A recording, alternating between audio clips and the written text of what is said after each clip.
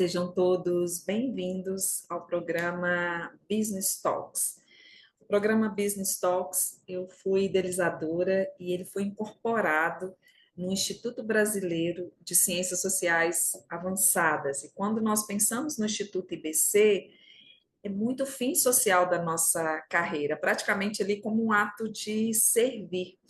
E o programa Business Talks, nós estamos já na quarta edição, com quase 200 mil telespectadores, que já está 170 e poucos mil, quase 200 mil telespectadores de pessoas que conseguiram absorver o conhecimento que é levado assim de forma graciosa para a sociedade. Nosso principal objetivo no Business Talks é o fortalecimento do agente produtivo, quando nós falamos das empresas e as pessoas que dependem dela, né? E o nosso convidado especial é o professor Emanuel Rosa. O professor Emanuel Rosa, ele tem todo um fino trato, uma delicadeza, uma diplomacia. É um professor renomado em relação aos seus escritos, tem várias obras publicadas e com um eixo muito forte, mas muito latente em relação ao direito penal. Professor Emanuel, seja muito bem-vindo. Eu que agradeço, Rose, tudo bem, minha grande amiga. Fico sem palavras para agradecer, porque é sempre muito bom receber um convite seu, é sempre muito bom conversar com você. É desafiador e como uma excelente professora que me provoca, me convida e me faz ah, conhecer coisas e pensar em assuntos sobre os quais normalmente eu não me debruçaria, né? Aqui isolado na minha área do direito penal, e apesar dos estudos em outras áreas, o empresarial não é a minha primeira paixão, né? E sempre muito bom a gente ter essa oportunidade de visualizar essas intersecções Sim. entre esses ramos de direito que a gente normalmente na graduação fica aquele isolamento, aquele estudo isolado, e quando você começa a enxergar o todo e as possibilidades de interligação, a coisa vai realmente se desvelando e revela, né, a mágica que existe por trás do estudo. Então é sempre muito bom, só tenho a agradecer essa nossa conversa aqui. Vamos lá, que hoje tem assunto, hein? Muito, tem muito assunto. E como você foi extremamente generoso comigo e muito transparente ao falar do direito empresarial, meu caminhar ele é bem espinhoso. As pessoas Uhum. geralmente não têm, inclusive na minha carreira, não foi a primeira opção, o direito empresarial. E o direito empresarial e outras grandes áreas, realmente, elas têm esse eixo interdisciplinar e elas conversam entre si. Porque esse agente econômico, inclusive, quando nós falamos de crimes em relação ao agente econômico, um pouco desse Estado democrático de direito que nós vamos trazer hoje, e dentro da sua especialidade, eu primeiro quero te ouvir, que eu vou ficar bem quietinha aprendendo com você, Imagina, e quem me depois, dera. e depois o debate caloroso em relação à compliance, tapete Sim, porque. vermelho para você entrar em cena. Obrigado, imagina. Porque tem essa, principalmente na graduação e depois na vida prática, né? Essa celeuma em relação a áreas do direito. E é muito interessante, como eu sempre digo para os alunos, a gente se apaixona por algumas áreas e escolhe, mas a vida profissional não funciona desse jeito. Eu tenho, sei lá, 20 e tantos anos aí de carreira no estudo, sou especializado na área do direito penal, mas se for verificar a minha bibliografia e as minhas obras, né? Eu não tenho nenhuma obra na área do direito penal, porque eu acabei recebendo convites e caminhos que foram abertos em áreas que eram totalmente estranhas para a minha formação. Então, já fica aqui uma dica para os alunos, né? Atualmente eu tenho me interessado, apesar da minha formação no direito constitucional, no direito penal e processo penal, eu tenho cada vez mais me aproximado do direito constitucional, da ciência política, E essa live, essa conversa de hoje é um presente, porque expande os horizontes, porque quando a gente pensa na democracia, né, não só na perspectiva jurídica, mas na perspectiva da ciência política, nós estamos falando em instituições, no funcionamento de instituições, no funcionamento e que o direito, né, e as garantias estão ali permeadas e que somente funcionam se estiverem amadurecidas e fortalecidas, né? E é muito oportuno a gente estar conversando sobre isso, porque passamos por momentos históricos em que todos esses assuntos parece que estão todos os dias se revelando. E aí vem a questão da compliance, né? Do compliance que eu acabo tocando isso no direito penal de forma um tanto quanto, não vou dizer superficial, mas despercebida. Quando a gente estuda no direito penal, a gente não percebe do que está falando e tem muita dificuldade de entender quando está ali no direito administrativo, no direito empresarial. E a ideia do compliance é justamente você estabelecer não o cumprimento de regras, não é só o cumprimento de regras, mas uma cultura, né, de comportamento ético e de respeito e observância às regras para não apenas cumprir as regras no sentido formal, mas para efetivamente cumprir o papel da empresa naquela ideia da função social da propriedade e da empresa. Né? Porque a sociedade empresarial, e aqui pouco importa o tamanho do que eu estou falando, desde da pequena empresa até a multinacional, ela possui um papel na sociedade muito forte, né? Não só no fornecimento do serviço ou do produto, na disponibilização das relações de trabalho, mas a empresa consegue determinar rumos e comportamentos. E quando você adota uma cultura de compliance, né, a empresa está efetivamente se comprometendo a cumprir não só as regras postas e impostas pelo ordenamento jurídico, mas todo um conjunto, um padrão ético de comportamento. E tudo isso está relacionado com a ideia de democracia, porque a democracia ela depende também para a sua manutenção de instituições fortes. Né? Quando temos essa relação das empresas cumprindo com o seu papel, não só legal, mas também social e ético, você está incutindo cultura e valor no seu produto, no seu serviço, naquela rede de colaboradores que vão transmitir para as pessoas no seu entorno aqueles valores que são incutidos e trabalhados pela empresa nessa seara. Né? Quando a gente pensa em Estado democrático de direito e na própria democracia aqui, que eu tenho como um conceito mais amplo do que o Estado democrático de direito, nós temos aqui diversos pontos em que a atuação da empresa pode funcionar como um ponto de quebra nessa relação. Aqui falamos, por exemplo, de corrupção, né? Já entrando na esfera do direito penal, corrupção, lavagem de dinheiro, tráfico de influências, e mesmo aqueles crimes contra o Estado Democrático de Direito próprios que foram inseridos lá no Código Penal, no 359 seguintes lá do Código Penal, em que percebemos que o fator econômico, o fator financeiro, quando desvinculado de padrões e critérios éticos de comportamento, podem funcionar como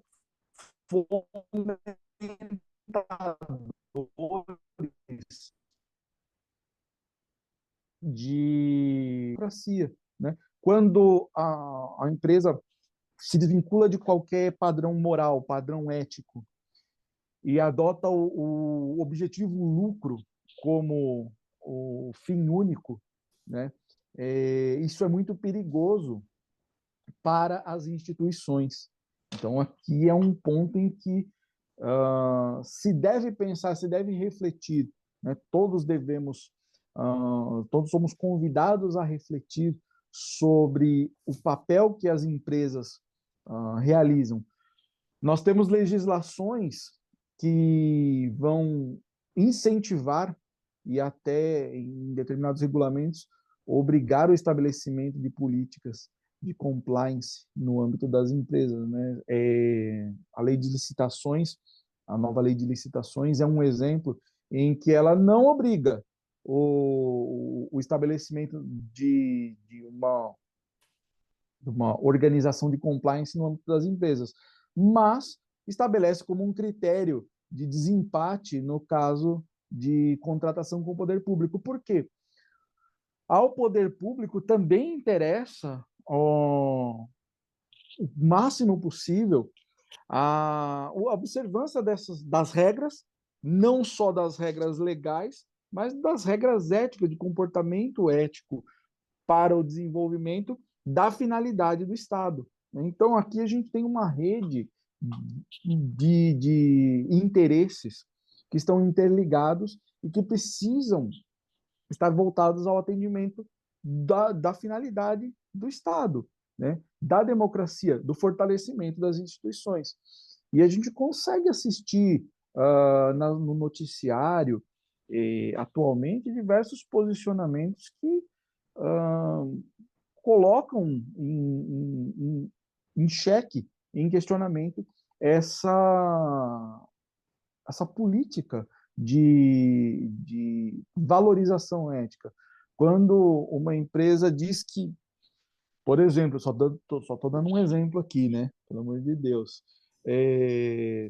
que não vai fazer um filtro de informações numa rede social sobre a veracidade, a qualidade das informações que são divulgadas, né? Não vai realizar filtros relacionados não só a notícias falsas, mas também a crimes, né? Algumas condutas criminosas. Isso enfraquece a democracia como um todo, porque você está criando um ambiente em que cada um faz o que quer e acredita que tem liberdade plena, né? Inclusive a liberdade tem sido utilizada como um escudo para prática de ilícitos e que para além das partes envolvidas, para além dos sujeitos envolvidos ali na relação, cria-se um ambiente de enfraquecimento das instituições democráticas, né? É evidente que nós, enquanto cidadãos, nós devemos sempre questionar. Nós temos o dever de atuar e questionar a atuação de todos os agentes do poder público, de todos os poderes, para que seja cumprida a lei. Mas eu não posso tentar torcer, fazer curvar a realidade à minha vontade. E é o que a gente tem visto ultimamente aí nesse âmbito. Acho que, né? Eu gostei e anotei também já algumas coisas para a gente pensar a quatro mãos. Aqui no nosso país, quando nós tivemos a Operação Lava Jato, ela teve uma repercussão muito grande em se tratando de compliance. Mas compliance vem ali praticamente dos nossos primórdios, quando a gente traz ali no direito empresarial a figura do fio do bigode, não é? Nas negociações, do homem probo, que traz muito da boa-fé objetiva, né? Daquele que vai honrar com a sua palavra, porque ele tem integridade, ele age com transparência. veio até aqui à mente que os nossos pais, os nossos avós falavam, olha, do nosso nome, né? Então, honra muito o nosso Sim, nome. Então, o que que nós vamos fazer, por exemplo, quando tem algumas pessoas monitorando ou não? Tem que ser o mesmo papel. Então, essa liderança que inspira. E quando nós olhamos para o poder público, a gente vê um pouco esse comprometimento, né? E a iniciativa privada, agora ela tem que mostrar muito a sua imagem, até para fins de contratação, quando você trata da lei de licitação. Então, a imagem da empresa, o nome dela, é um espelho dessa transparência, dessa integridade, dessa moral. Uma outra provocação que você fez, que eu gostei muito, é quando você tratou do lucro, porque é legítimo em um CNPJ ativo, né, de uma sociedade limitada, de uma SA, ela perseguir o lucro. O que fica muito fora do tom quando a gente trata de compliance é esse lucro a qualquer preço. Olha, eu posso fazer de tudo, mas eu tenho que ter um resultado do outro lado que vai despertar no meu acionista ou outros investidores a comprar ações, se tratando de uma SA, ou de aumentar uma margem também de uma forma muito desproporcional, até provocando um pouco dos crimes que você falou em relação à lavagem de dinheiro, porque ali eu vou, entre aspas, ali deixar de pagar determinada carga tributária, que a gente sabe que o nosso país não precisa nem ser empresa, que a gente tem realmente uma carga tributária ali que ela é preocupante. Mas não é esse o caminho, não é? Não é esse o caminho. Não pode ser dessa forma. E tem algumas limitações dependendo da modelagem empresarial, em se tratando de associações, em se tratando de instituto, porque mesmo que tenha um retorno financeiro, tem que converter para o próprio instituto, fundação ou associação, não é? Ela não tem essa obrigatoriedade. E o Ministério Público, e aí nós estamos falando de Estado Democrático de Direito.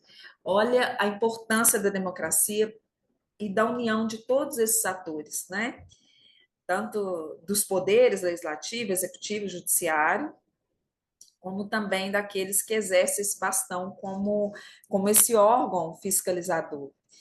E as pessoas que estão acompanhando a nossa gravação, elas não têm noção que pode ser qualquer cidadão, né, Manuel? Quando você falou, olha, a gente pode tratar disso, qualquer um pode denunciar. Até as SAs, a gente tem lá um canal de denúncia, se tratando de compliance, tem muitos treinamentos também para inibir essa prática da corrupção, né?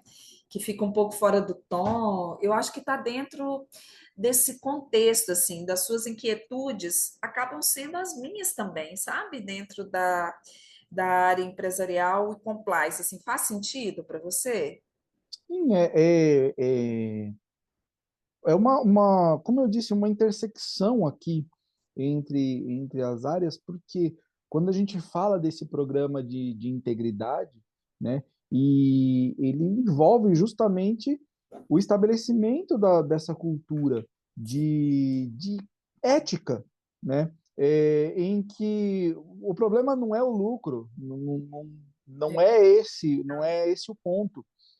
Na verdade, o lucro é da característica da empresa, né? Quando vai estudar ali os fundamentos do direito empresarial e da sociedade, das sociedades empresariais, o lucro é característica do empresário. Se não tiver isso, ele é outra coisa, não empresário. O problema não é esse. Eu acho que o que nós estamos vivenciando é um momento de questionamento, aquele momento que antecede a transição. E a transição, quem passa por ela não percebe, né, que as coisas estão mudando. Só quando efetivamente as coisas mudaram. Né? Então, o problema não é o lucro. O toque de caixa aqui é esse padrão ético que deve permear a atuação dos indivíduos e das empresas enquanto pessoa, porque hoje o que você faz, né, o que o indivíduo faz e o que a empresa faz tem repercussão na sociedade, né? a atuação transparente, a atuação ética, a atuação proba, não apenas na relação com o poder público, que a gente estuda no direito administrativo, e de onde vem muitas das regras do compliance, né? Muitas das regras são estabelecidas nessas relações para garantia do poder público, mas elas transcendem essas relações, porque a empresa ela está inserida na sociedade e ela tem o seu papel na sociedade.